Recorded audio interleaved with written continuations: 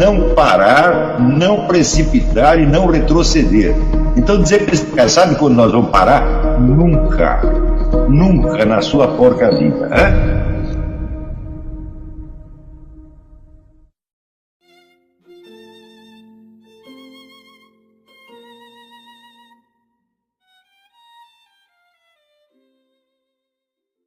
Que aquilo que nós chamamos de modernidade foi uma mutação geral do espírito europeu, mas ainda muito nebulosamente caracterizada. Em primeiro lugar, no aspecto cronológico, que ninguém sabe datar o seu começo, se foi num prazo que foi do século XI ao século XVIII, e também é difícil caracterizá-la ideologicamente, por assim dizer, ou psicologicamente, saber qual é realmente a substância das modificações. E isso se deve a um fato muito simples, que não houve nenhuma mutação unívoca, nada que mudasse num sentido uniforme e coerente. Em todos os movimentos que você observa, em todas as mudanças históricas na época, você vê sempre um aspecto antagônico, opositivo, dialético, ou às vezes a coisa de uma complexidade inabarcável. Mas, evidentemente, existem alguns fatos que, embora nós não saibamos exatamente definir qual é a sua significação, eles são em si mesmos inegáveis. Por exemplo, o fato das grandes navegações, quer dizer, a ampliação do horizonte geográfico. Nós sabemos que é um fato que aconteceu, não há como negar a importância, e também não podemos negar que, se algum fator pesou no advento da modernidade, na grande mudança do espírito europeu, este certamente foi um deles, mas em que sentido exatamente, né, isto influenciou o curso das coisas? E não há como definir isso de uma maneira unívoca. Também, quando nós vemos o advento da ciência moderna com Galileu, Copérnico, etc., também é um fenômeno cheio de ambiguidades e cujas implicações ainda não estão claras até hoje. E há uma terceira série de modificações, que essas são visíveis a olho nu, e são modificações no estilo artístico, sobretudo arquitetônico. Né? É bastante fácil você perceber, né, em qualquer das grandes capitais europeias, você vê edifícios do período medieval, ou românico gótico, e depois você observa o estilo renascentista. E é claro que há uma diferença, tá certo? Porém, não é preciso dizer que o termo modernidade adquiriu um certo peso ideológico positivo, por assim dizer, no mundo moderno. E o simples fato de você atribuir modernidade a algo parece ser sempre uma forma de louvor. E isso, claro que dificulta tudo, mesmo na cabeça dos historiadores mais qualificados. Quer dizer, o peso dessa crença coletiva tem uma influência e distorce a perspectiva, né? Por exemplo, lendo o belo livro do Roland Musnier, que é um historiador católico, conservador, você vê que ele quase que inconscientemente, quase que automaticamente subscreve, né, sem discuti-la, a veracidade de uma série de crenças da modernidade, né?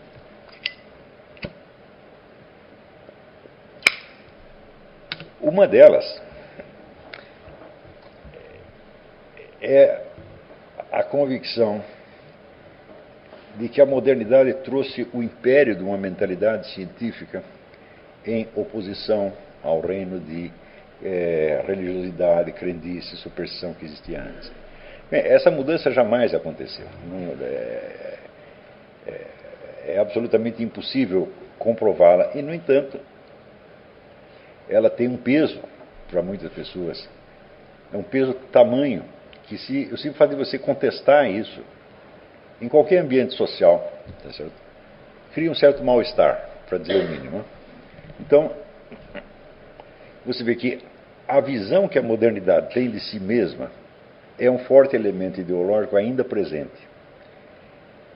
e até onipresente. Quer dizer, se você vê desde o ensino primário, passando pelo cinema, rádio, televisão, a arte popular, debates, a linguagem dos debates públicos. Né? Então, quer dizer, já é difícil você caracterizar a modernidade, você delinear essa imagem que ela tem de si mesma, tal como aparece na cultura atual, então te coloca em face de uma multidão inabarcável de fenômenos.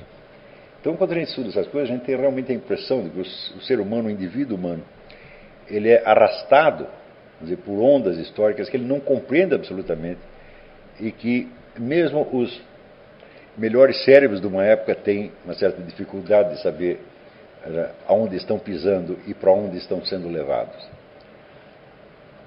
Um outro fenômeno característico dessa época, entre os séculos, digamos, 15 e 17, é que você não encontra um único pensador, um único filósofo, um único observador que tivesse a menor ideia de para onde as coisas iriam nos séculos seguintes.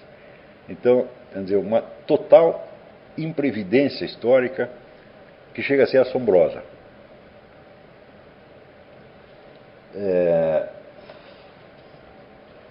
Ainda no século XVIII, você observa que as pessoas que se sentem continuadoras do mecanismo inaugural, da força inaugural da modernidade, e que mais tarde serão chamados iluministas, eles acreditam piamente estar sendo levados por uma corrente que os conduzirá a um estado de democracia, liberdade, direitos humanos, etc. Todos eles acreditam nisso. De fato, houve um crescimento da liberdade e direitos humanos em alguns lugares e um crescimento monstruoso da tirania e do totalitarismo em outros lugares. Se você comparar assim, vamos ver quais são os progressos que foram feitos em direção à liberdade humana. Certamente houve alguns. Né? O julgamento por júri, as eleições livres, uma relativa liberdade de imprensa, etc, etc. Porém, isso tem absolutamente nada em comparação com os mecanismos de controle totalitário que foram inventados. Não só nos regimes ostensivamente totalitários, mas que são também usados dentro das democracias. Né? Então, simplesmente não há comparação. E é curioso que o crescimento desses mecanismos de controle, embora seja o fato mais marcante do último século, e, portanto, de certo modo, uma desembocadura de todo o processo da modernidade, são um fenômeno com muito pouca gente repara. Claro que muitas pessoas falam contra o totalitarismo, se reclamam contra o regime totalitário, mas a existência geral das técnicas de domínio totalitário, que é o fato básico, foi objeto de atenção de muito pouca gente. Se vocês lerem o livro do Bertrand de Jouvenel, do Pouvoir, O Poder, História Natural do Seu Crescimento, você vai ver que a tese dele é absolutamente irrefutável. Quer dizer, haja o que houver, qualquer que seja o processo histórico que está em curso, o poder central sempre sai fortalecido. E o cidadão, quem está embaixo, tem cada vez menos meios de ação. Isto, inclusive, nas democracias. E, inclusive, hoje eu digo mais, inclusive e principalmente nas democracias.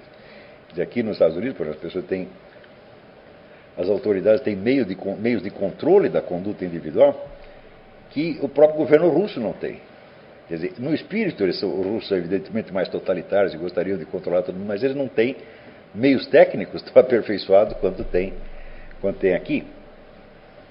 Então, é curioso que, para toda a história social e cultural, qualquer historiador sabe que o conjunto das técnicas existentes tem um peso enorme na determinação do rumo das coisas na política, na sociedade, na cultura, etc, etc.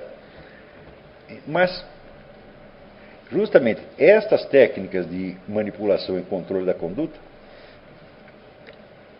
embora elas mesmas determinem possibilidades que antes não existiam, em geral os historiadores não prestam mais mínima atenção. Se você procurar, por exemplo, estudos sobre negócio de controle cerebral, né, que são técnicas de uma importância extraordinária hoje em dia, Os historiadores fazem conta que isso não existe. Quer dizer, como se fosse um fenômeno local que aconteceu na China na década de 30 e depois foi esquecido. Né? Se você falar em lavagem cerebral, bom, lavagem cerebral se tornou uma figura de linguagem. Quer dizer, qualquer campanha de propaganda que alguém faça é imediatamente chamada de lavagem cerebral. Apagando, portanto, o sentido técnico do termo, né? E atribuindo, então, o seu significado a uma gama enorme de coisas que não tem nada a ver com lavagem cerebral. Então,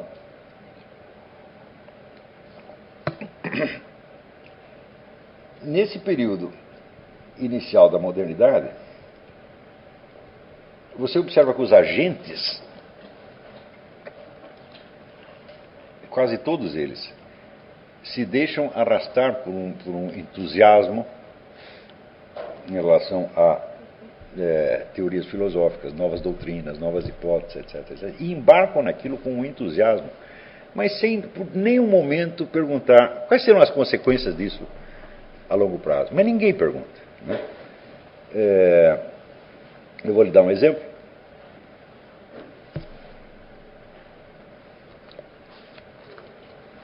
Entre os séculos XV e XVI, você tem a expansão de um negócio que foi se chamar humanismo.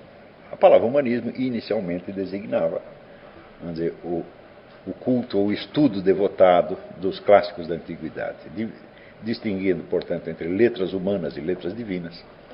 Mas o humanismo era o estudo das letras humanas, ou seja, aquelas que não eram tidas como textos revelados. Ou seja, tudo que não fosse a Bíblia era, em última análise, letras humanas. Né? E esse culto e esse estudo, não se sabe exatamente quando começou, mas uma coisa é certa, quando foi no século XI, você já tinha toda uma rede de escolas devotadas a isto. Nós temos pouca documentação, e em geral nós temos a ideia de que o movimento intelectual nesse sentido não começa antes do século XIV e XV, por um motivo muito simples. Essas escolas elas não visavam a criar autores ou professores, mas elas eram centradas, vamos dizer, na modelagem, por assim dizer, da pessoa humana, das virtudes da pessoa humana. Então você não vê saírem ali grandes escritores, grandes filósofos, etc. Mas você vê sair grandes personagens. Então, foram essas escolas que já na época foram chamadas de a inveja dos anjos, justamente pela a sua eficácia, a sua capacidade em criar pessoas de notória virtude e boa qualidade humana. Boa qualidade humana em primeiro lugar. Ou seja, nessas escolas, já no século XI, as pessoas já haviam percebido que há uma série de virtudes puramente humanas, né, que formam a base, ou formam o recipiente dentro do qual, vamos dizer, a piedade cristã pode ser depois vertida. E que a piedade cristã, sem essa base, ela fica como se fosse óleo e água, quer dizer, não mistura. Você cria uma personalidade de dois andares, onde daqui para cima o sujeito é muito cristão, ele tem a fé, etc, etc, mas isso não transparece nem na sua personalidade e nem na sua conduta. Mas nós vemos exemplos, isso no Brasil está cheio, só você procurar os católicos brasileiros, está cheio disso. Você tem uma cabeça católica enxertada numa personalidade que é feita de um negócio composto de várias tendências da mídia, da moda, dos hábitos. Em suma, não forma a personalidade inteira. Tá certo? E também é lógico que se você admite que existem virtudes humanas que devem ser cultivadas como base para a piedade cristã, é evidente que durante a maior parte do processo formativo, a personalidade que está sendo moldada ali está incompleta. Quer dizer, ela não tem o conjunto das virtudes cristãs, mas tem um certo equilíbrio. E este equilíbrio, esta forma total da personalidade, é que era justamente o objetivo destas escolas. Quando eu falo em moldar da personalidade, por exemplo, eles davam muita atenção a coisas que depois foram esquecidas no ensino universitário.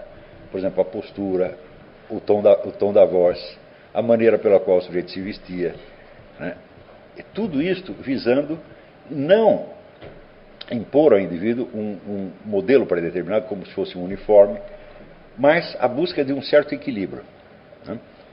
Então, por exemplo, eles não recomendavam que o homem de estudo, o virtual candidato ao clero, fosse na sua conduta um homem demasiado severo. Ele tinha que equilibrar a severidade do julgamento com a benevolência, com o bom humor, com uma maneira agradável de falar e assim por diante.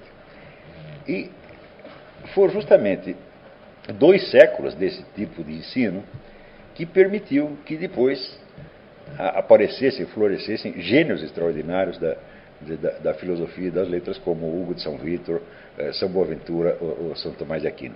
Mas as obras desses 3 e de outros que nós hoje conhecemos, que nos parecem ser a culminação, vamos dizer, da cultura cristã na Idade Média, já não são a culminação.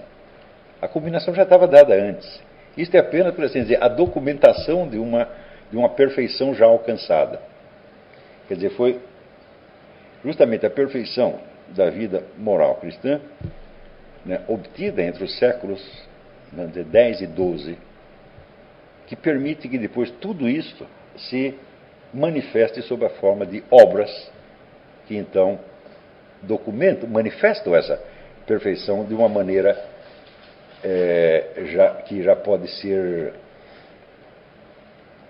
por assim dizer, registrada e conservada para as épocas seguintes.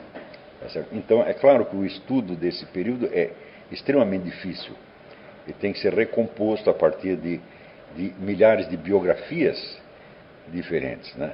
Não há obras que atestem o que aconteceu ali. Você se baseia então em relatos de pessoas que tiveram aquele tipo de educação, né, em biografias desses tipos que eram naturalmente muito admirados pelas suas qualidades, e aos poucos você acaba percebendo que as virtudes intelectuais que se manifestam já no século XIII, elas não saíram do nada, elas não foram um milagre repentino. Quer dizer, Santo Tomás de Aquino e São Boaventura não apareceram do nada. Quer dizer, havia toda, vamos dizer, uma tradição consolidada, então, vamos dizer, na formação das personalidades.